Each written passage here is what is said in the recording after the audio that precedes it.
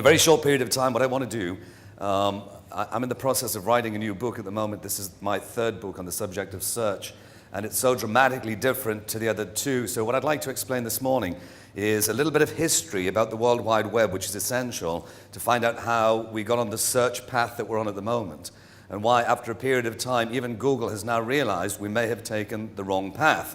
And then I want to take a look at what's happening with the end user and the end user's information need, and how we'll be looking for information in the future, how we'll be searching and why it'll change. Amanda's mentioned this. I run a conference as well. I hate these slides. They're called the background slide. It's very thinly veiled advertising, so we can just move on. So some history. When I started in this industry, I wanted to look at the protocol that we use, HTTP, and I started looking back in history to determine where this whole idea came from. I actually got back as far as 1945. The guy you can see on the screen here, his name is Professor Vannevar Bush, and during the war, the Second World War, he was actually the guy who is known as the man behind the atomic bomb. At the end of the war in 1945, he was extraordinarily depressed. He'd spent the whole of his time with his colleagues developing weapons of mass destruction. He wrote this fascinating essay for Atlantic Monthly in 1945. The paper is called As We May Think. I don't know if anybody's read the paper, but I guarantee it's one of the most insightful papers, most futuristic papers I've ever read. In this paper, he actually invented the fax machine, he invented the personal computer, he invented the World Wide Web, and effectively he invented HTTP. If you haven't read the document, I guarantee it's a fascinating read. Just do a search at your favorite search engine, which might not be Google, could be Bing. Just do a search for As We May Think. It's interesting because one of the ideas that he had in this paper was for something called Memex. And Memex is a machine that he described, which was actually a perfect description of the World Wide Web. And that's why Vannevar Bush is known as the father of hypertext. He was the first hypertext thinker. One of the things that he came to a conclusion in the paper was this, that it would be a better idea, instead of making weapons of mass destruction, if everybody could come together and benefit mankind by pulling together the world's information, the world's knowledge, and making it easier to access. And that's why he came up with this idea for Memex, which we now know as the World Wide Web.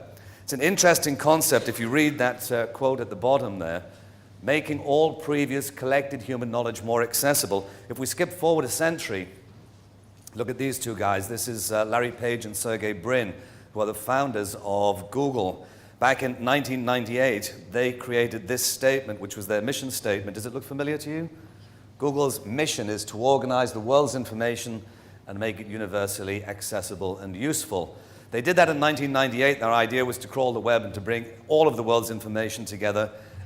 It was a noble and a very, very good idea at the time, but by about 2005, Google realized it was failing. That's not something that's wrong with Google, it's something to do with the protocol. And I think just about every researcher in the field now is looking at the World Wide Web and thinking, maybe we did take the wrong route.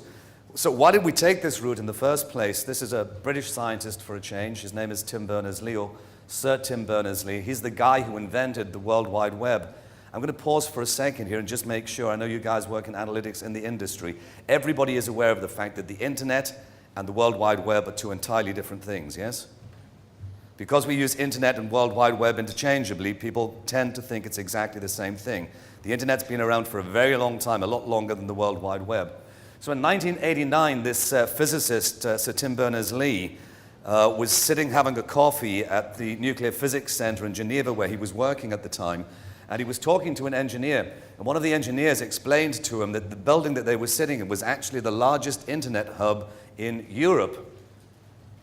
He is one of the world's hypertext thinkers along the lines of Vannevar Bush, and this idea came to him: if I apply hypertext to the World Wide Web, I could share all of my information with my colleagues in South Africa, Australia, New Zealand, all over the world.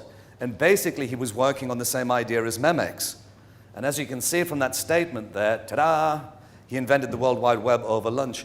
He is Sir Tim Berners Lee. It's a great invention. A lot of people think that it was a lifetime's achievement, but he actually invented the World Wide Web one lunchtime.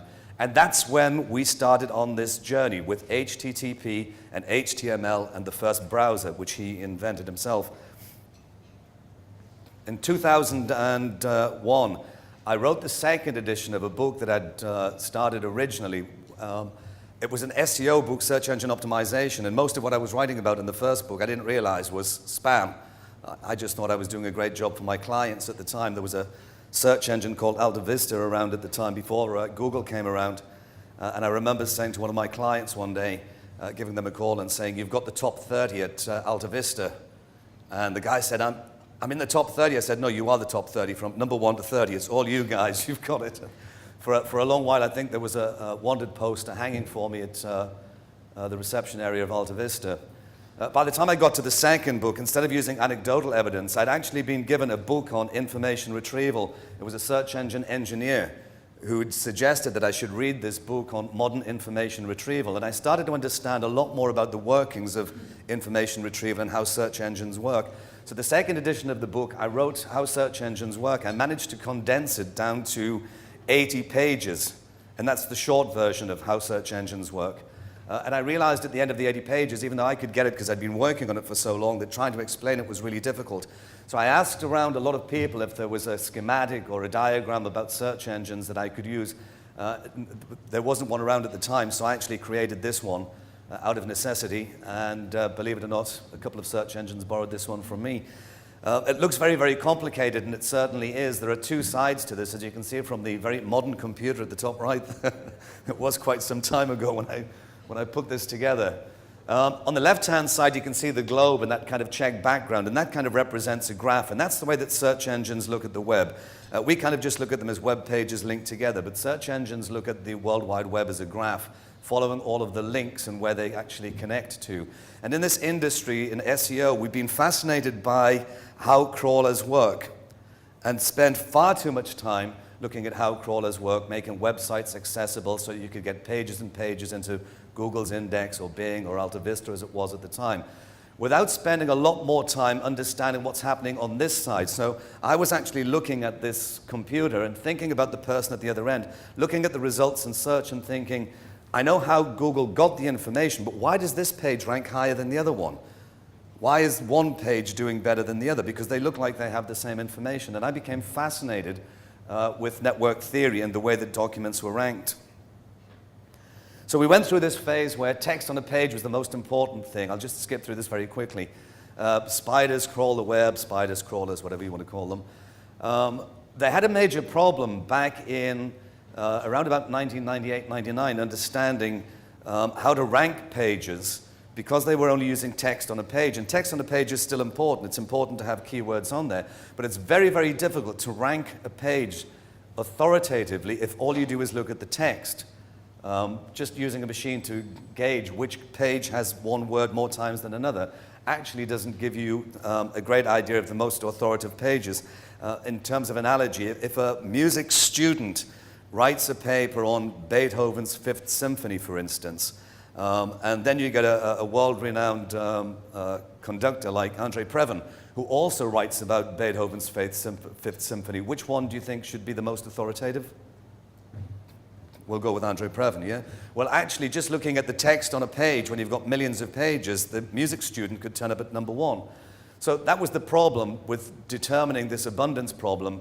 And also, you could manipulate results, as I just said before. I used to do that with Alta Vista, just putting more keywords on a page than somebody else had. In 1998, things changed fairly dramatically. There is a scientist by the name of Jon Kleinberg. He is the world's foremost computer scientist, and he was already looking at search, and he realized that there was a problem. He did a search at Alta Vista for the term search engine, was absolutely amazed that Alta Vista didn't appear in its own results. So he did an informational query for Japanese automotive manufacturer, and he looked at the results and again was absolutely stunned that there was no sign of Toyota, there was no sign of Nissan, no sign of Honda. These are all of the major manufacturers. And he went back to those pages and he realized what the problem was. That, for instance, Alta Vista didn't have the word search engine on its homepage. He went to Toyota, and although they are one of the world's largest Japanese automotive manufacturers, they didn't have the words Japanese automotive manufacturer anywhere on their website. Interestingly enough, and yet another chance meeting at a cafe, he met a guy, a physicist by the name of Duncan Watts, who is the world's leading authority in network theory. He's been studying networks forever. Everything has a power law. Networks all come together in the same kind of way, so whether it's the power grid or the World Wide Web. And he explained to Jon Kleinberg the work that he was doing, and they both had this idea. What about if we didn't look at the words on the page and we just looked at the way that people link to each other, how these networks come together? So Kleinberg went back to Alta Vista. He did a search for Japanese automotive manufacturer, scraped the top 200 results, and he developed an algorithm fairly early on called HITS, which stands for Hypertext Induced Topic Search, which is a bit of a mouthful. Basically what it did was, all it did was follow the links on those 200 pages and look to see who was linking together. And he was fascinated, without getting into the math, that when the algorithm converged, just looking at the links, right at the very top of the pile was Toyota, right below that was Honda, right below that was Nissan. And basically what it means is it's not what you say about yourself on a web page, it's actually more important what the people around you are saying, and that's why linking has been so important with Google and for all other search engines. A lot of times people say to me, I hate this whole idea of linking, why do we have to do it? Well, it's more important that you get people to talk about you, your product, services, or why your page should be so important than you actually talking about it yourself. A short while after HITS was developed, we then came to this thing, Google, as I say, in 1998, and they came up with an algorithm called PageRank, which was very, very similar to HITS.